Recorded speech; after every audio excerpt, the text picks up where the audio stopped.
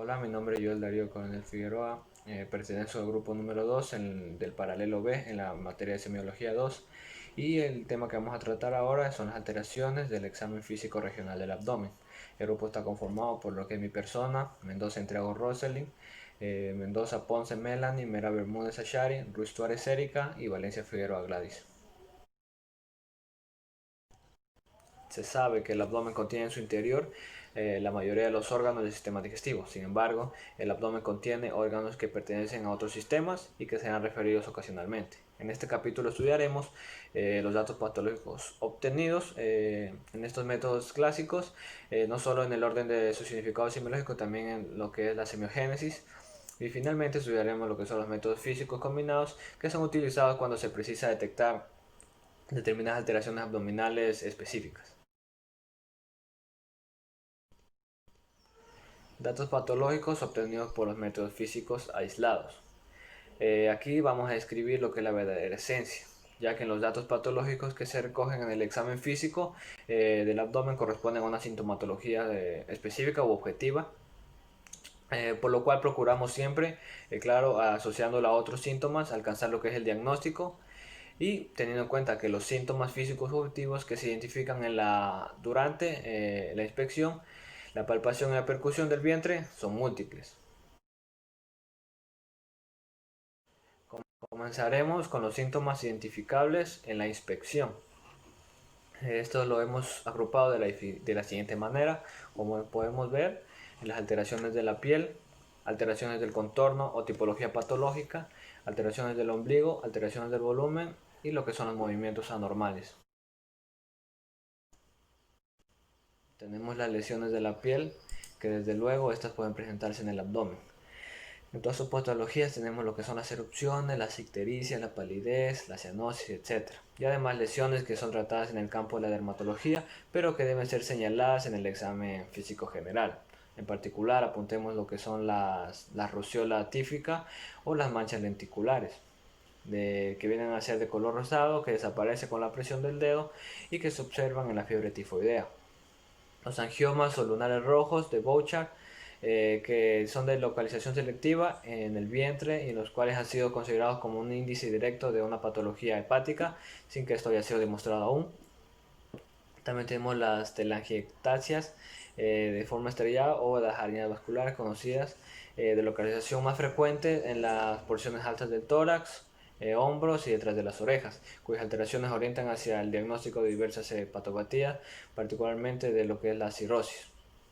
Señalamos también lo que es las manchas melanodérmicas, de semejante interpretación a los vertures o estrías atróficas a causa de la ruptura de las fibras elásticas de la piel. Tenemos las petequias de ciertas enfermedades hepáticas con discrasia sanguínea. Estos son algunos de los síntomas subjetivos que merecen mención particular. También se puede mencionar lo que son las cicatrices operatorias que hacen pensar en la patología asociada a la operación realizada y en la perivisceritis. A nivel de la cicatriz también se puede comprobar las penetraciones que se confirman durante la palpación.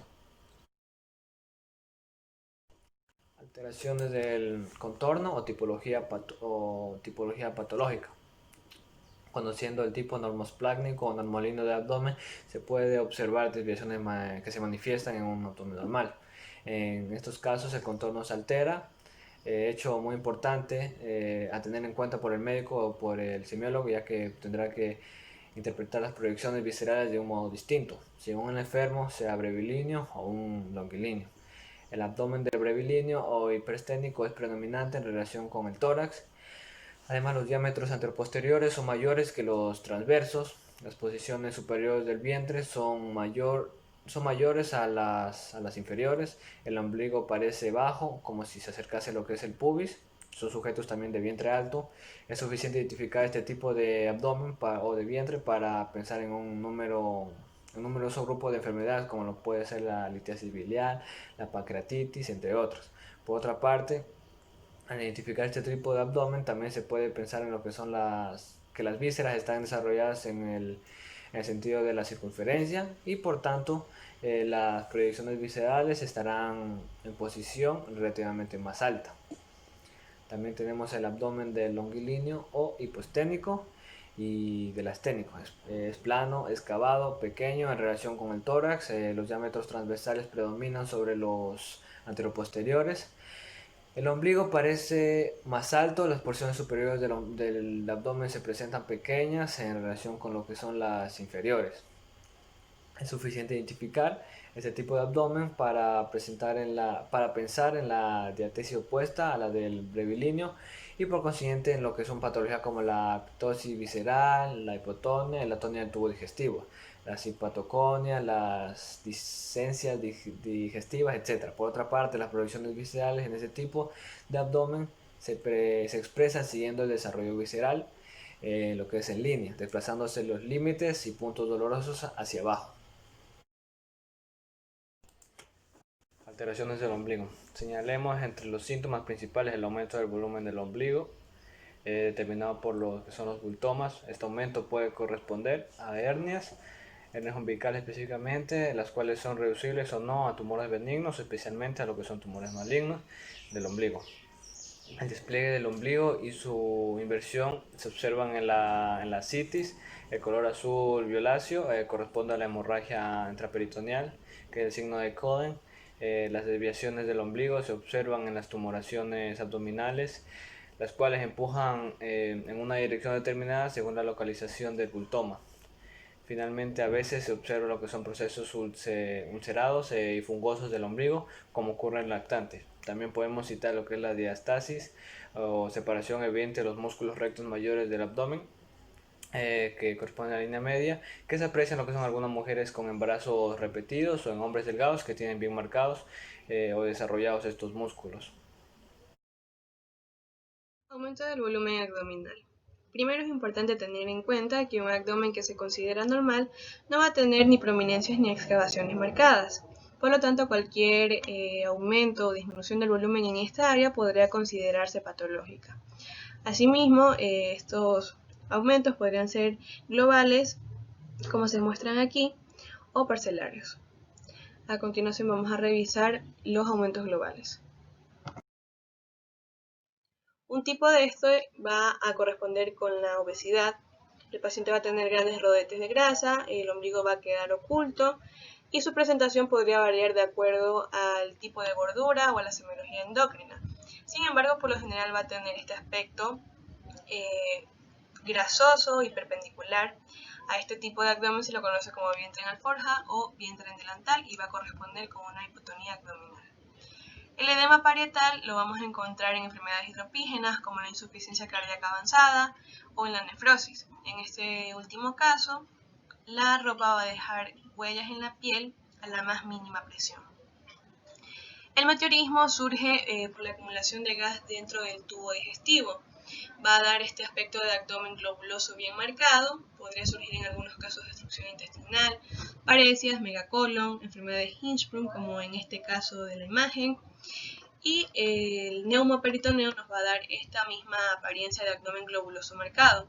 Sin embargo, el gas va a recorrer libre dentro de la cavidad del peritoneo, podría ser espontáneo o terapéutico, surgir en algunos casos de traumatismos o en otro tipo de patologías. La citis o la acumulación de líquido seroso dentro de la propia cavidad peritoneal nos va a recordar este abdomen como de rana, pero propiamente se le llama vientre de batracio. Los flancos se van a encontrar más expuestos, inflamados, y la piel nos va a dar este aspecto como de piel lisa, blanquecina. Podrían existir manchas o no, circulación colateral, edema parietal.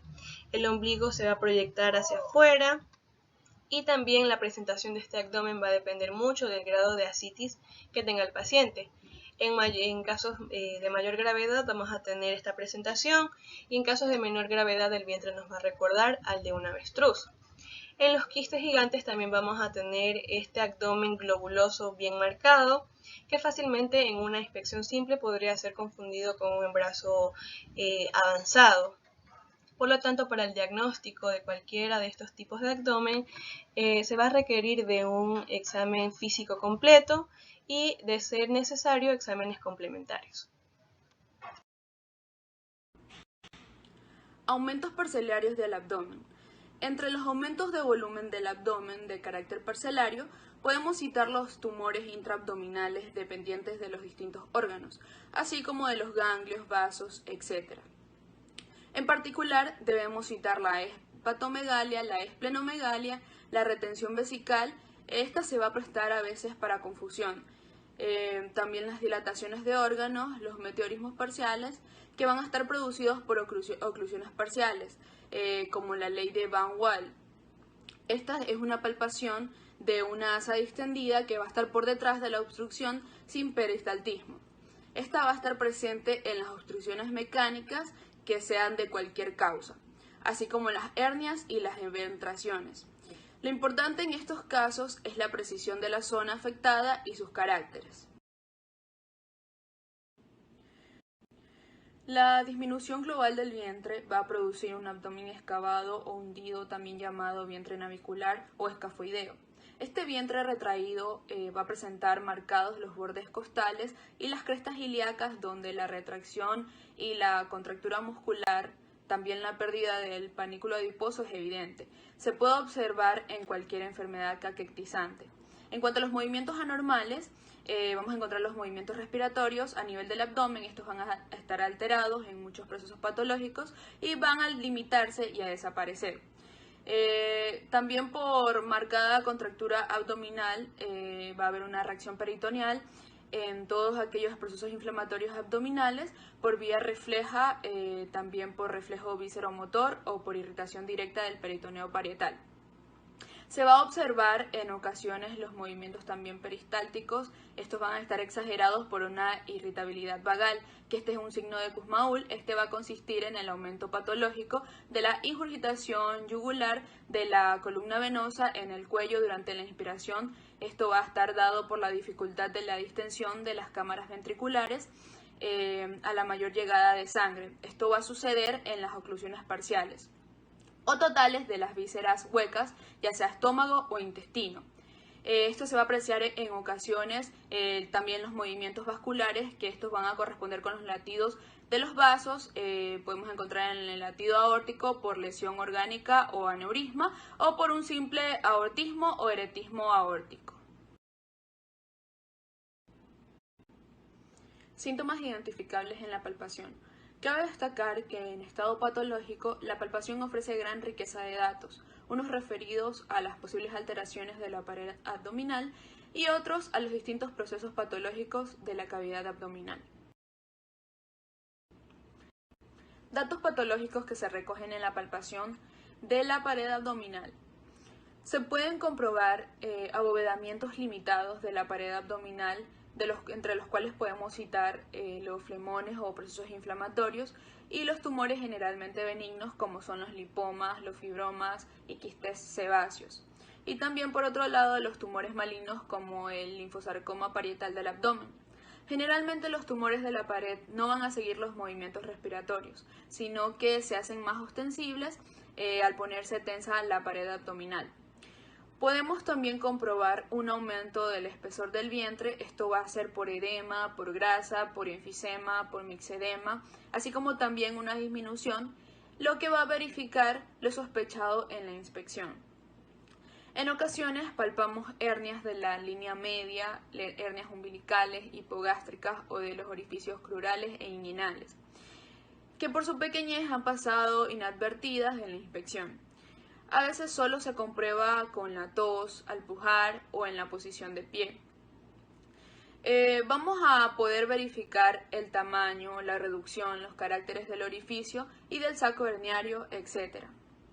También se comprueba por hiperalgesia o por un dolor provocado superficial con la aplicación de las maniobras correspondientes.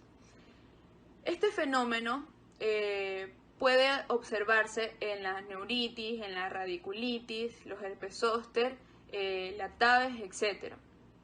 A veces el dolor provocado parietal corresponde al tejido subcutáneo o a las capas profundas musculares. Alteraciones del tono de la pared abdominal. La hipotonía abdominal se identifica al palpar un vientre suave como de tela. También es conocido como vientre en trapo viejo. el cual se aprecia en sujetos con el hábito de Stiller.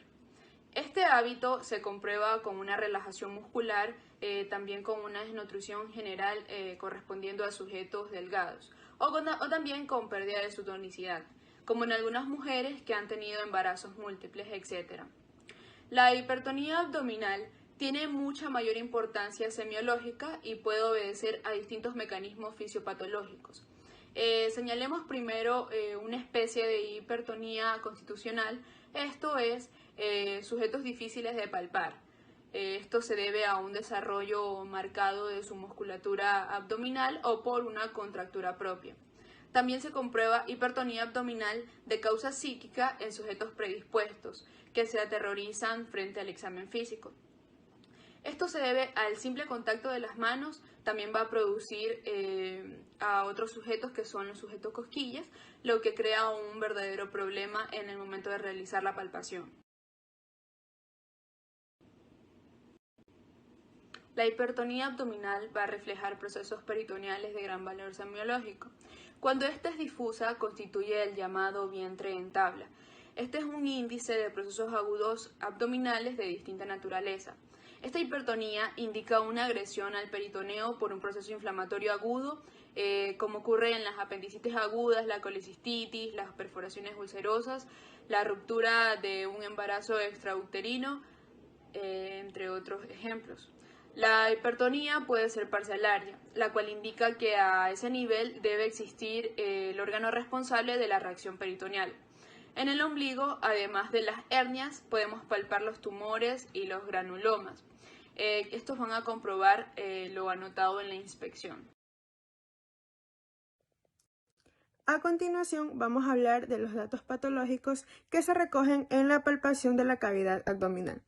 Entre ellas tenemos la tensión abdominal, pues esta también se va a alterar al variar la presión abdominal y dependiendo del grado de alteración se van a identificar algunas sensaciones palpatorias que pueden ser más o menos definidas y que merecen una atención especial. Entre ellas tenemos la renitencia, la resistencia y la fluctuación. La resistencia o la sensación de consistencia dentro de la cavidad peritoneal corresponde a la densificación de un órgano que normalmente es hueco o al aumento con mayor solidificación de un órgano macizo. También se percibe resistencia por la hipertensión del contenido líquido de la cavidad libre, como ocurre en los casos de ascitis a gran tensión. Otros ejemplos de resistencia son las grandes esplenomegalías y hepatomegalias, los tumores sólidos en el vientre, etc. Por otro lado, la renitencia es una sensación palpatoria de menor resistencia. En general, esta se va a corresponder a los líquidos y gases a tensión, y la sensación es similar a la que se obtiene en los quistes, por lo que también se habla de una sensación quística, donde fácilmente lo vamos a poder comprobar en las tumoraciones quísticas, así como también en las ascitis a menor tensión y en algunos casos en los neumoperitoneos, que este de aquí se va a palpar como un neumático inflado.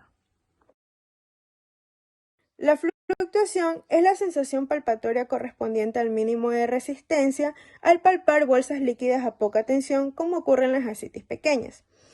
Estas sensaciones de resistencia, renitencia y fluctuación lógicamente pueden apreciarse más o menos generalizadas o localizadas en dependencia del proceso que las cause. A continuación, vamos a detallar algunos datos particulares de la palpación patológica en relación con los tumores y con las colecciones digestivas y peritoneales de líquido y gas. Bueno, refiriéndonos a los tumores, tumoraciones o bultomas, la palpación debe detallar los siguientes aspectos. Debe detallar su forma, tamaño, localización, consistencia, profundidad, el carácter de su superficie, la presencia de latidos, su relación con los movimientos respiratorios y con las otras vísceras, la presencia o ausencia de dolor, así como también debe identificar los posibles tejidos u órganos donde el tumor se esté asentando. Y para esto es muy útil la técnica de palpación por deslizamiento de Hausmann. Aquí también vamos a poder palpar los aumentos de tamaño de las vísceras, así como también vamos a poder comprobar a mejor detalle aquellas hernias y eventraciones que fueron señaladas en la inspección. En el meteorismo y en el neumoperitoneo la palpación es fácil, pues no hay hipertonía propiamente dicha y se percibe este fenómeno con la palpación, ya sea generalizada o localizada en una zona determinada. En la ascitis, mediante la palpación pura, también podemos identificar en algunos casos agrandamientos de vísceras, como es el hígado y del vaso, así como tumoraciones con sensación de flotación, lo que sería el signo del témpano. Aquí vamos a adelantar de que la técnica de la palpación lo podemos combinar con la percusión en los casos ascitis, para así poder comprobar la onda líquida transabdominal de Tarrant y Morgani, ya que con una mano vamos a palpar la onda que se produce con la percusión, que la realizamos con la otra mano. En ocasiones se puede percibir la onda al ser transmitida por la pared, y ante esta duda lo que vamos a hacer es que le vamos a pedir a un ayudante que ponga su mano en la línea media por su borde cubital. Entonces, de este modo vamos a eliminar la vibración que se transmite por la pared, y así va a persistir la verdadera onda líquida. En los casos de ascitis libre pequeña, estas solamente se van a poder comprobar por el tacto rectal y vaginal. A esto lo vamos a realizar con el enfermo erecto, pues como montado a caballo sobre nuestra mano, y así vamos a apreciar esas pequeñas bolsas líquidas de líquido ascítico que se acumulan por gravedad en la pelvis. Y también debemos aquí referirnos a la sensación palpatoria de chapoteo o succión, lo que corresponde a la acumulación de gas y líquido en un órgano, hueco o segmento del mismo, y esto se debe a fenómenos de atonía y obstrucción. Otro síntoma objetivo importante que recogemos de la palpación profunda y en la cavidad es el dolor provocado visceral propiamente dicho. Pues ya por anatomía clínica conocemos a los llamados puntos viscerales y al mecanismo productor del dolor visceral o reflejo peritoneo visceral de Morley. En ocasiones se pueden precisar uno o más varios puntos dolorosos de mayor amplitud, y esto va a constituir a verdaderas zonas de dolor provocado.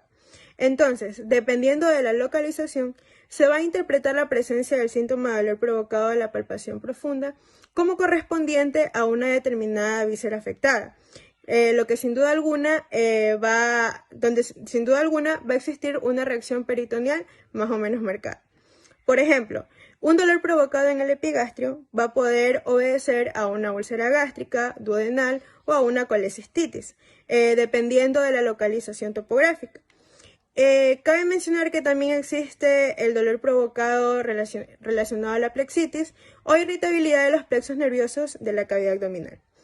También vamos a poder confirmar síntomas palpatorios de la cavidad abdominal, como los latidos vasculares, especialmente de la aorta abdominal, los que pueden ser de tipo orgánico o funcional, así como también aquellas sensaciones palpatorias intraabdominales o de hiperperistalsis más o menos localizada. Síntomas identificables a la percusión. Cuando estamos realizando un examen físico y entramos en el apartado de percusión, podemos encontrar dos tipos de sonidos, timpánicos o mates. Sin embargo, al situarnos en el abdomen, nosotros esperamos encontrar un timpanismo. En estados patológicos esto no se da así, y podríamos encontrar un hipertimpanismo, un hipotimpanismo o una matidez. Recordando que estos tres aspectos los podemos encontrar generalizados, es decir, en todo el abdomen o de manera parcelaria. Un hipertimpanismo va a corresponder a un aumento de aire atmosférico o de cualquier otro gas, ya sea dentro de una víscera hueca o en la cavidad del peritoneo. El hipotimpanismo, en cambio, lo vamos a encontrar o se va a corresponder cuando este gas se encuentra a tensión, o podría también haber una relativa densificación de las vísceras huecas, lo cual va a causar que el timpanismo baje, pero que no llegue a ser una matidez.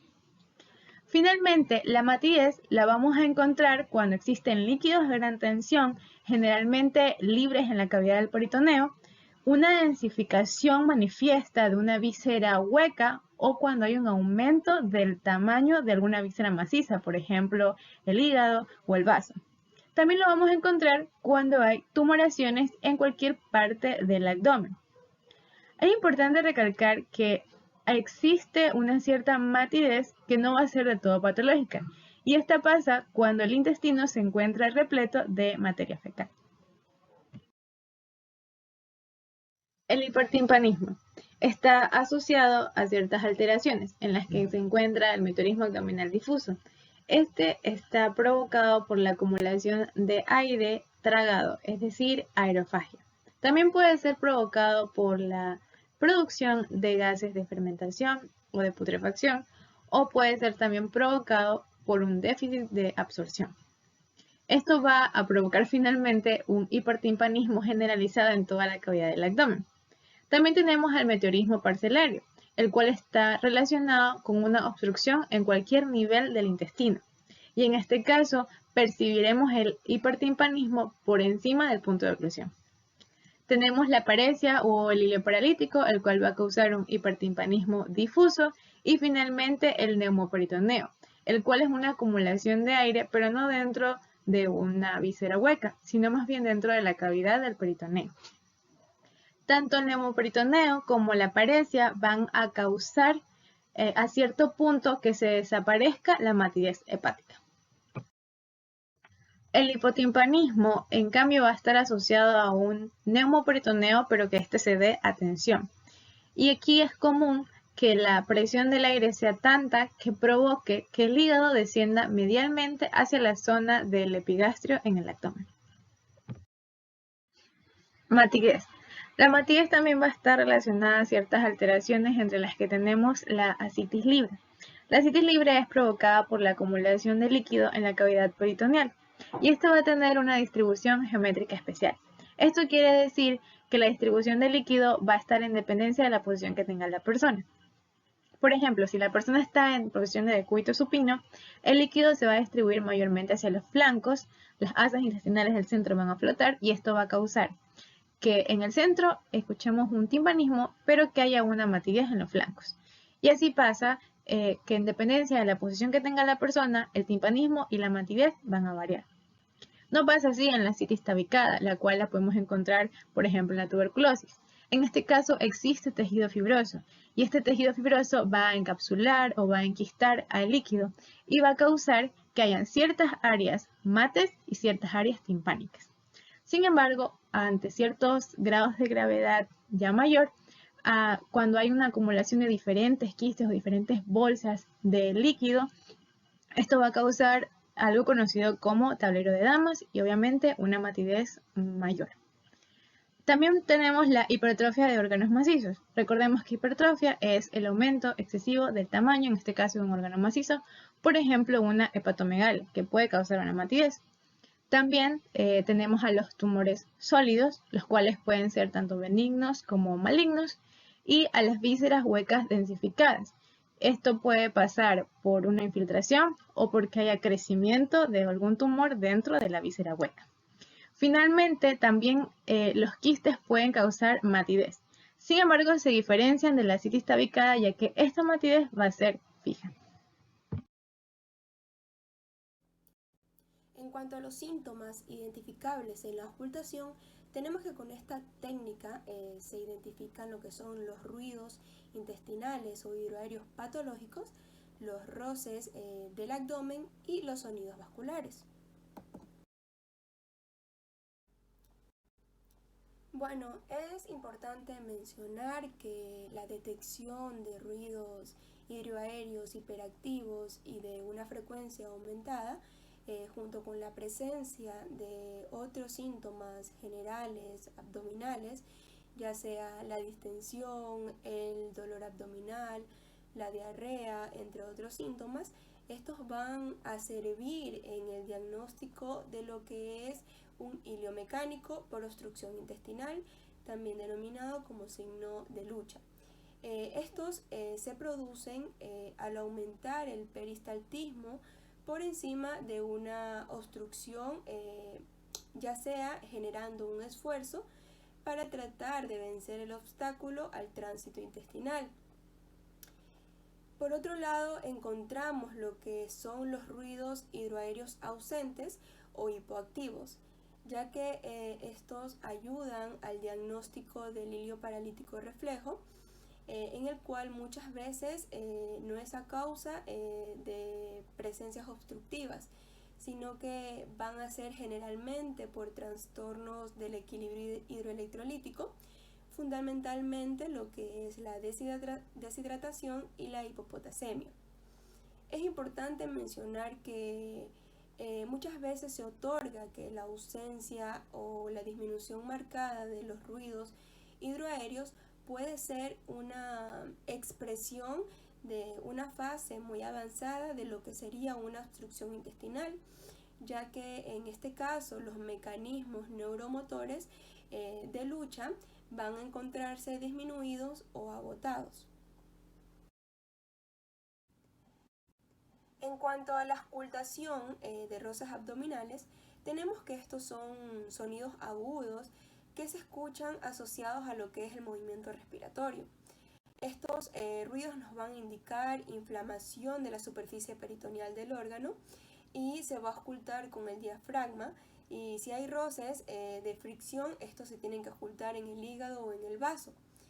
Generalmente estos ruidos o roces son debido a tumor, a infección o infarto, por lo que son de menos importancia práctica en lo que es la semiología digestiva. Sin embargo, algunos de los roces o frotes de fricción se van a observar en lo que son los hepatomas, en las infecciones gonocócicas perihepáticas, en los infartos esplénicos, entre otros. En cuanto a lo que son los ruidos que se pueden ocultar, otros ruidos que se pueden ocultar son lo que son los soplos, determinados por lo que son los flujos sanguíneos turbulentos ocasionados por estenosis arteriales. Estos se van a encontrar o lo podemos encontrar lo que son a nivel de la aorta abdominal, las arterias renales, las arterias ilíacas y las femorales. Tenemos que los soplos arteriales con componente ya sea sistólico o diastólico, estos nos van a indicar lo que es una oclusión parcial de la aorta o arterias grandes. Sin embargo, una oclusión parcial de lo que sería una arteria renal nos puede causar o explicar lo que es la hipertensión. Por último, hablaremos de los métodos físicos combinados en la semiotecnia abdominal. Como sabemos, en ocasiones se realiza lo que son las combinaciones de los métodos clásicos de exploración, entre los cuales ahora vamos a destacar lo que es el método combinado para lo que sería la detección de una ascitis y la circulación venosa colateral. Primero, para la exploración de una ascitis libre, sabemos que la maniobra de Tarral o de Morgagni es una maniobra o método en el cual se combinan las técnicas de la palpación y la percusión. Esta misma se realiza percutiendo 2 o 3 golpes secos con el pulpejo de los dedos de una mano, golpeando uno de los flancos principalmente, mientras que con la otra mano vamos a palpar el lado opuesto. Para de esta manera percibir lo que sería la oleada de líquido ascítico que se encuentra libre en su cavidad peritoneal. Sabemos que cuando hay sospecha de que se transmite la vibración de la pared abdominal y no más bien lo que es la onda líquida, esta maniobra se completa colocando la mano ya sea de un ayudante, siempre y cuando sea en su borde cubital, en la línea media para inmovilizar lo que es la pared, tal como se muestra aquí en la segunda imagen. También existe lo que es la combinación de las técnicas de percusión y auscultación para percibir asimismo esta onda ascítica, percutiendo una moneda sobre otra en un lado del vientre y auscultándolo del otro lado. Al mismo tiempo se realiza la auscultación de la voz que se transmite a través de lo que es la cavidad abdominal llena de gas, haciendo que el paciente pronuncie o diga la palabra 33. Finalmente tenemos que en la exploración de lo que es la circulación colateral En esta se van a combinar lo que serían las técnicas de inspección y palpación con el fin de comprobar la dirección del flujo venoso. En esta técnica es preciso que el médico ponga ambos dedos índices entre el vaso que vamos a examinar. Estos mismos dedos se van a desplazar en su dirección contraria al mismo tiempo como se muestra aquí en esta imagen. Una vez aquí vamos a retirar uno de los dedos y así vamos a poder observar que si el vaso se ingurgita, el flujo venoso va en esa dirección. Y si no se ingurgita o si el llenado es más lento, la dirección es la contraria o es la opuesta. Por lo normal, el flujo venoso va por arriba de la cicatriz umbilical, se dirige de forma cefálica y por debajo de esta misma cicatriz umbilical se va a dirigir en sentido caudal. Sin embargo, sabemos que en obstrucciones de lo que es la vena cava, todo este flujo de la pared del abdomen va hacia arriba y el flujo se dispone de manera, y en casos de lo que son la hipertensión portal, este mismo flujo se va a disponer en lo que es una manera centrífuga, teniendo como punto central lo que es la cicatriz umbilical. Muchas gracias.